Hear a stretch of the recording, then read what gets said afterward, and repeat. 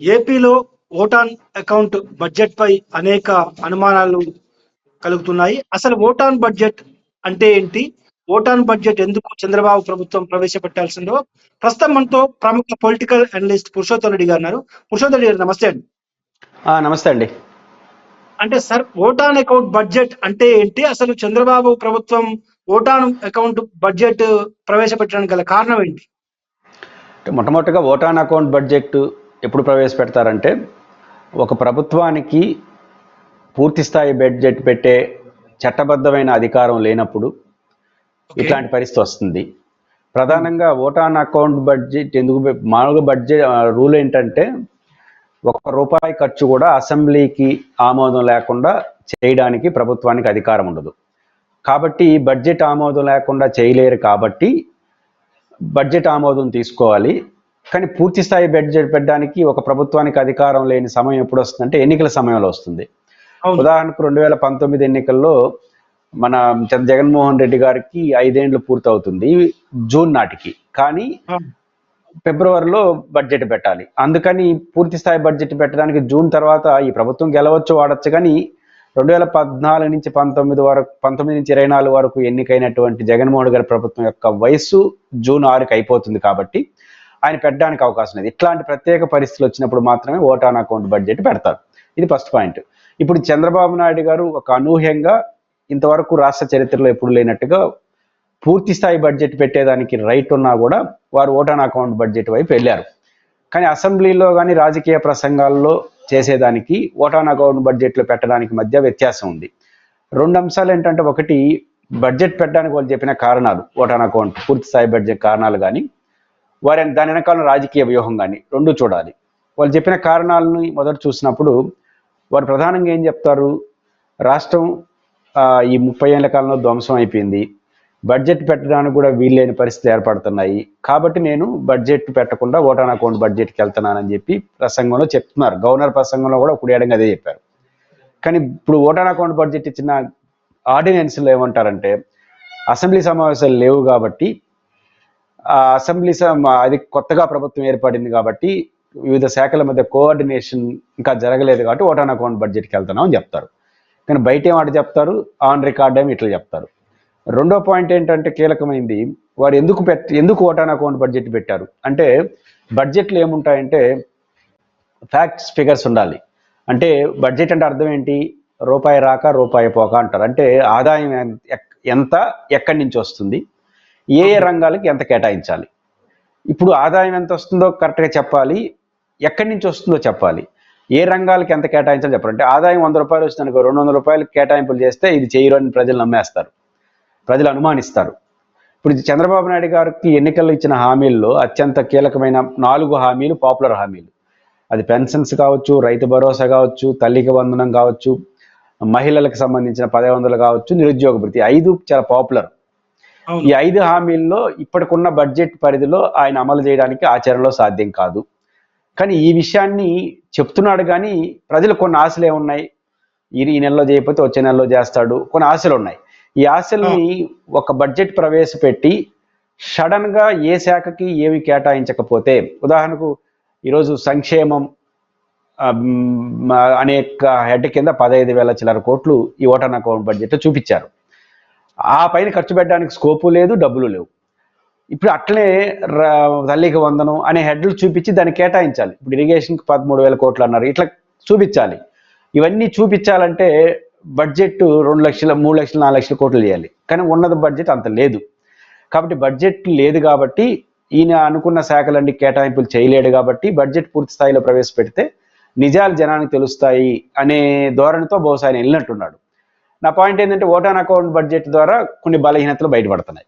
నేను ఇంతకుముందే ప్రస్తావించినట్టు, మీరు ఎందుకు ఓటాన్ అకౌంట్ బడ్జెట్కి వెళ్ళారు, బడ్జెట్ పెట్టలేని పరిస్థితి ఉందన్నారు. కానీ ఏం చెప్తున్నారు, కొత్త ప్రభుత్వం సమన్వయం అవన్నీ జరగలేదని చెప్పేశారు. అక్కడ ఒక రాంగ్ వెళ్ళింది. ఇప్పుడు అది అత్యంత కీలకమైంది. బడ్జెట్లో 1,30,000 కోట్ల రూపాయలు బడ్జెట్ ప్రవేశపెట్టారు. ఎక్కడి నుంచి ఎంత ఆదాయం వస్తుందో ఓటాన్ అకౌంట్ బడ్జెట్లో చెప్పరు. ఇప్పుడు ఎక్కడి నుంచి ఎక్కడ రావాలి, మన 2024-25 ఫైనాన్స్ ఇయర్ చూసినప్పుడు మన కెపాసిటీ 1,99,000 కోట్ల రూపాయలు. 1,99,000 కోట్ల రూపాయల్లో 1,80,000 కోట్ల 90,000 కోట్ల రూపాయలు జనరల్ అడ్మినిస్ట్రేషన్ నాన్ ప్లాన్ బడ్జెట్కే వెళ్ళిపోతుంది. ఇది లెక్క. ఇప్పుడు 4 నెలలకు 1,30,000 కోట్లు బడ్జెట్ పెట్టారు, బాగానే ఉంది. 1,30,000 1,99,000 కోట్లు 2 లక్షల కోట్ల ఆదాయం అనుకుంటే దాంట్లో 4 నెలలకే 1,30,000 కోట్లు అంటే ఎక్కడి నుంచి వస్తుంది? అంటే 4 నెలలు అంటే 3 ఖాతాలకు వేసుకుంటే 70,000 కోట్ల రూపాయలు పైన ఇన్కమ్ లేదు. కానీ 1,30,000 కోట్లు బడ్జెట్ చూపించారంటే ఇంకా 60,000 కోట్ల రూపాయలు అప్పులు చేస్తారా ఈ 4 నెలలు?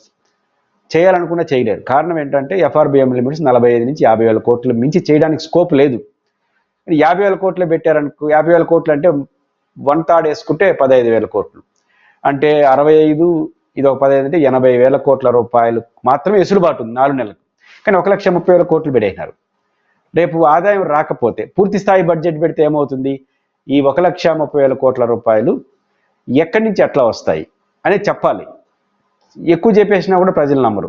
కాబట్టి ఈ 1,30,000 కోట్లు పెట్టారంటేనే ఒక రాంగ్ మోషన్ ఏం వెళ్తుందంటే 1,30,000 కోట్లు ఎక్కడి నుంచి వస్తాయి 4 నెలల్లో? అంటే 60,000 కోట్ల రూపాయలు కేవలం 4 నెలల్లో చేయగలరా? చేయలేకపోతే ఏమవుతుంది? కేటాయింపులు తగ్గిపోతాయి. అంటే కేటాయించారు కదా, దాని నుంచి ఖర్చులు తగ్గిపోతాయి. కానీ జనరల్ అడ్మినిస్ట్రేషన్ 65,000 కోట్ల రూపాయల దాకా అవుతుంది. ఈ జనరల్ అడ్మినిస్ట్రేషన్ తీరాల్సిందే, ఇంకా అయిపోయింది. ఇంకా 4-5,000 కోట్లు మిగులుతుంది. మనం అప్పు చేసేదానికి అవకాశం 15,000 కోట్లు 20,000 కోట్లు ఉంటుంది ఈ 3 నెలలు 4 నెలలకి. ఈ 20,000 కోట్లు అప్పు చేస్తే అందులో 15,000 చిల్లర కోట్ల రూపాయలు పెన్షన్స్ సరిపోతాయి. ఏ పెన్షన్స్? వృద్ధాప్య పెన్షన్స్. ఇవి ఇంకా అయిపోయింది. మిగతా 13,000 కోట్ల రూపాయలు ఇది కానీ మిగతా వాటికి కేటాయించే రోడ్లు వాటిని ఎట్లా సాధ్యమవుతుంది అనే ప్రశ్నలు ఇప్పుడు కూడా ఉత్పన్నం అవుతున్నాయి. అంటే జనరల్ బడ్జెట్ పెడితే ఏదైతే తప్పించుకోవాలనుకున్నారో అది ఓటాన్ అకౌంట్ బడ్జెట్లో కూడా కనపడిపోతా ఉంది. అదేదో పూర్తి స్థాయి జనరల్ బడ్జెట్ పెట్టుండొచ్చు కదా. కాబట్టి జనరల్ బడ్జెట్ పెట్టలేదనే అపవాదు, తప్పించుకోవాలని ప్రయత్నం చేశారనే ప్రతిపక్షాల విమర్శలు గురవుతూనే ఓటాన్ అకౌంట్ బడ్జెట్ పెట్టుకున్నారు.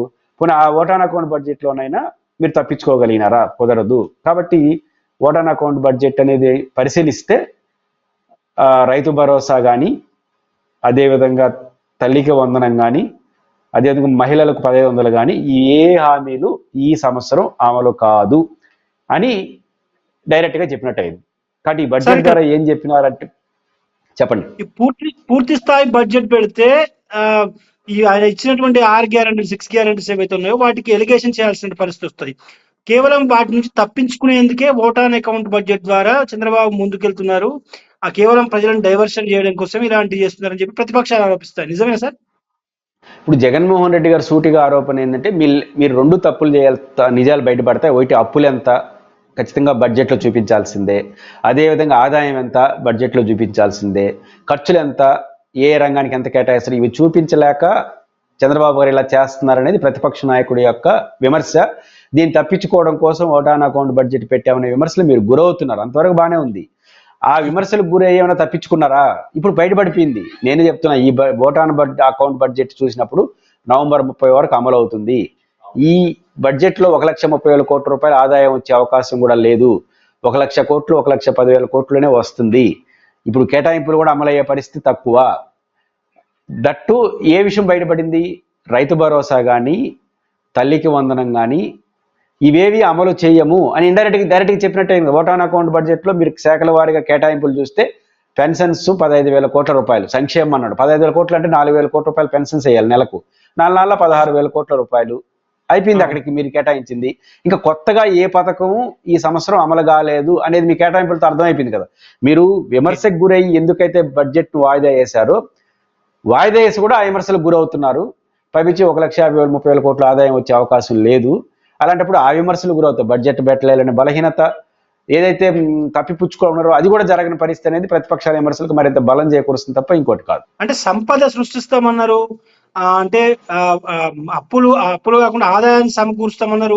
ఇప్పుడేమో కేవలం 3-4 నెలలకే పరిమితమయ్యారు. అంటే సంపద సృష్టి అనేది ఓవర్ నైట్ జరగదు. అది ఆ విషయం వారు సంపద సృష్టి ప్రారంభించిన సంపద సృష్టి అంటే ఏంటి? పన్నులు పెరగడం 2 రకాలు ఉంటుంది. ఒక ఇండస్ట్రియల్స్ డెవలప్మెంట్స్ కానీ, సంస్థలు రావడం ద్వారా వాళ్ళ ద్వారా వచ్చే ఎకనామిక్ జనరేషన్, లేదా నీటి ప్రాజెక్టులు అవన్నీ పూర్తి చేసి కొత్తగా వ్యవసాయ రంగం సాగులోకి వచ్చి దాని ద్వారా వచ్చినటువంటి వాణిజ్యం, ఇవన్నీ లాంగ్ రన్లో జరుగుతాయి. ఇప్పుడు ప్రాజెక్టు కట్టాలి, వ్యవసాయం అభివృద్ధి చెందాలి, ఇవన్నీ లాంగ్ రన్.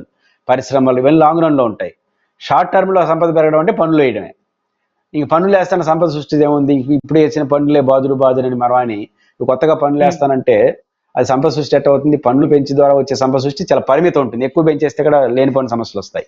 కాబట్టి సంపద సృష్టి అనేది లాంగ్ రన్లో జరిగే ప్రక్రియ తప్ప షార్ట్ టర్మ్ జరగదు. అది ఇప్పుడు జరిగేది కూడా కాదు, కొంత టైం పడుతుంది. కాబట్టి అది ఎన్నికల ఉపన్యాసంలో బాగుంది కానీ ఇప్పుడు సాధ్యం కాదు. సార్ ఇప్పుడు ఓటాన్ అకౌంట్ బడ్జెట్ నవంబర్ వరకు ఉంటుంది అంటున్నారు కదా, మరి డిసెంబర్, జనవరి, ఫిబ్రవరి పరిస్థితి ఏంటి సార్? మరి సింపుల్గా ఫిబ్రవరిలో జనరల్ బడ్జెట్ పెడతారు, కాకపోతే ఇంకో 2 నెలలకు మళ్ళీ ఇంకో కొత్తగా ఆర్డినెన్స్. ఈ ఆర్డినెన్స్ ఇప్పుడు ఇది అసెంబ్లీ ఆమోదం పొందలేదు. ఈ ఆర్డినెన్స్ ను 6 నెలల లోపల ఆమోదించుకోవాలి, అది చట్టం. అంటే మళ్ళీ శీతాకాల సమావేశాలు డిసెంబర్లో జరుగుతాయి కాబట్టి ఫుల్ మెజారిటీ ఉంది కాబట్టి అసెంబ్లీలో పెట్టి ఆమోదించేస్తారు. నాకు తెలిసి మళ్ళీ ఇంకో 2 నెలలకు కూడా ఓటాన్ అకౌంట్, ఈ సంవత్సరం ఓటాన్ అకౌంటే ఈ ఫైనాన్షియల్. ఇంకా ఫిబ్రవరి, మార్చిలోనే కొత్త బడ్జెట్ వస్తుందని అనుకోవచ్చు. సార్ ఇటీవల అసెంబ్లీ సెషన్స్ లో చంద్రబాబు మాట్లాడుతూ 6 గ్యారంటీల అమలుకు డబ్బు ఎక్కడి నుంచి తీసుకురావాలి అనే ఒక కామెంట్స్ ఆన్ రికార్డే చేశారు. సో ఆమె ఇచ్చే ముందు ఆయనకు ఇవన్నీ తెలియదు సార్?